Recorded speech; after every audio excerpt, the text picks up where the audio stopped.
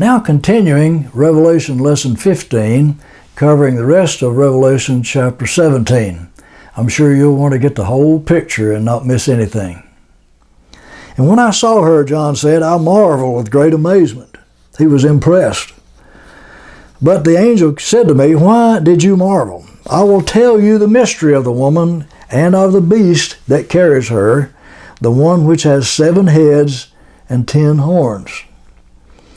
The beast which you saw was, and let me explain this again, sometimes in Revelation the context shows you which is which. Sometimes the beast represents the Antichrist and his kingdom. Sometimes that beast represents the 7-headed beast, which is the picture of the entire Gentile kingdoms from day one until the end times. And sometimes that beast is pictured as an angelic being which was incarcerated in the bottomless pit, the abyss, and then brought out in the end times to head a kingdom. Okay. The beast which you saw was and is not now in John's day, and will ascend out of the bottomless pit, the abyss, and go to perdition. So this is an angelic being that used to be over a past kingdom. We'll find out it was Greece. Now Revelation 11:7. When the 2 witnesses, Enoch and Elijah, finished their testimony, the beast which ascends out of the bottomless pit, talking about the same one, will make war against those 2 witnesses and will overcome them and will kill them, those 2 witnesses, Enoch and Elijah. This will happen at the end of that last 3.5 years of this age. Now back to Revelation 17. We have to put several scriptures together to get the overall picture of what John saw and what it means and how it's connected to history. And those who dwell upon the earth will marvel at what they see, whose names were not written in the Lamb's book of life from the foundation of the world, when they see the beast that was and is not and yet is. In other words, that beast is an angelic being who used to be over a kingdom in the past, but that kingdom was destroyed, and that angelic being was placed in the bottomless pit, the abyss, until the last days, and it will come out and become the head under Satan over the Antichrist kingdom in the last days. Those who dwell upon the earth will marvel at what they see, whose names are not written in the Lamb's book of life from the foundation of the world, when they see the beast that was and is not and yet is. The 7 heads, here's the explanation. Many symbols in Revelation, but explanations come along with most of them anyway. The 7 heads on that beast represent 7 mountains. In prophetic scriptures, mountains represents kingdoms. 7 mountains upon which the woman sits. Now here he explains. See, this symbol is explained. 7 heads on this overall beast. The overall beast is a picture of the Gentile kingdoms and all the kingdoms throughout history. 7 heads, 7 different kingdoms. 5 of the 7 kingdoms have fallen. This is what the angel told John. 5 of the 7 heads, kingdoms, have fallen. In other words, they are in the past, or were in the past, and they are no more. They existed in the past, but not in John's day. And those 5 are Egypt, Assyria, Babylon, Medo-Persia, and Greece. And one exists now. In John's day, that had to be Rome.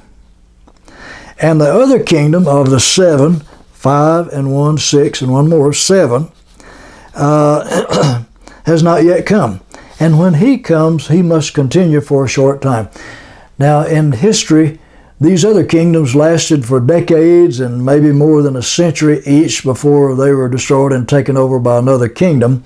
But this final form of the Gentile kingdoms in the last days will appear and reign only a short time, 7 years, the last 7 years of this age. And that beast that was and is not right now in John's day will himself be the 8th. In other words, he'll take over the remnant of all those 7 kingdoms and become the 8th, and is of the 7. So he's one of the beasts, one of the heads, one of the kingdoms that used to be, then it was not, and now it is again, and that was the kingdom of Greece. And will go to perdition.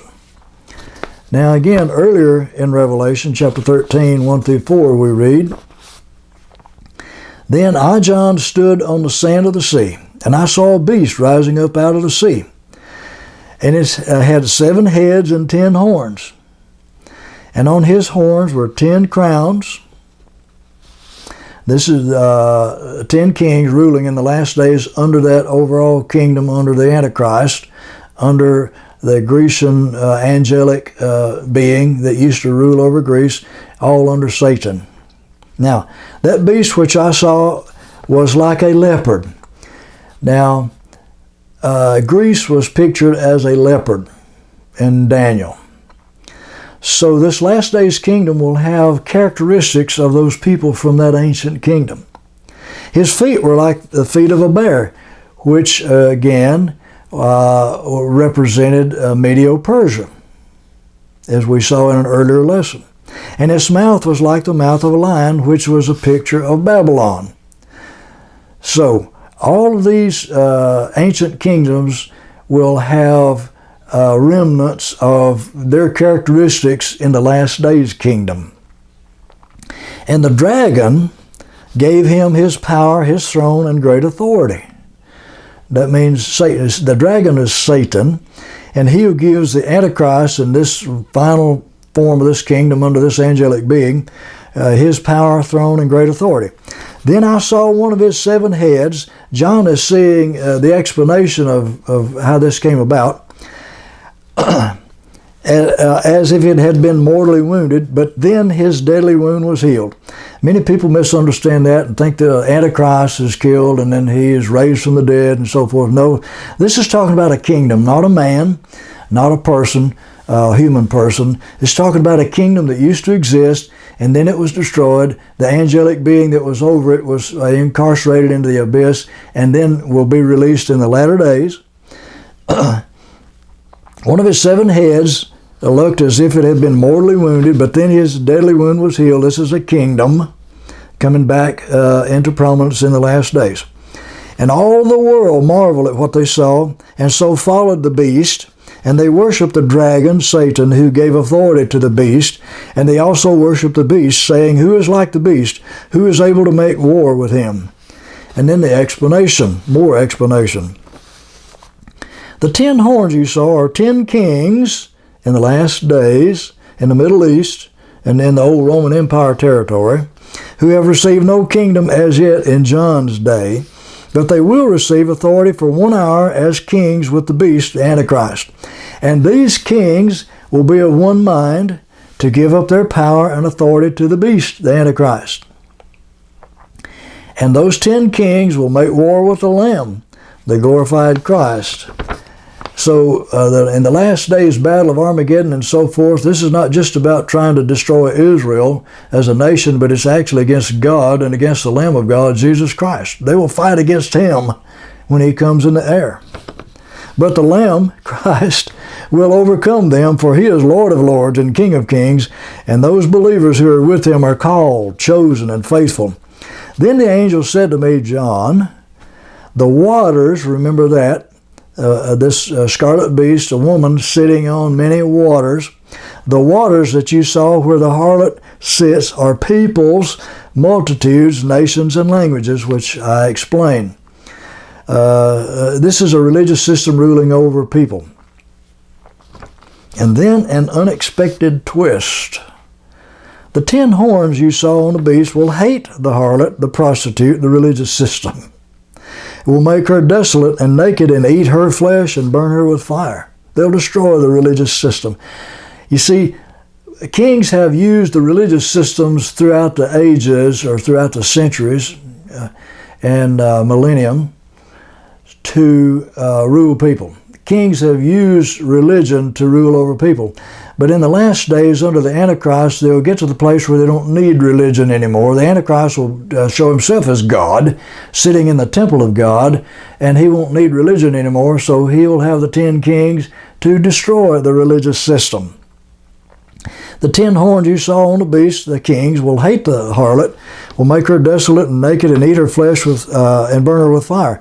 For God has put it into their hearts to fulfill his purpose, not Satan's purpose, to be unified in giving their kingdoms to the beast until the words of God are fulfilled. And the woman whom you saw is the great city which reigns over the kings of the earth, which I just said. It's a religious system that reigns over the kings of the earth, and it's located in Babylon, began in Babylon, will end in Babylon. That city is a literal city of Babylon, as seen in Revelation chapter 18, which will be coming up soon. So the woman is a religious system which dominates the political leaders of the world, who dominate the world's population. And her headquarters is, in the last days, will be Babylon, and that's literal Babylon, not a code word, and we'll talk more about that later. So, where is God in all this? Just where He says He is in His living Word, the Bible.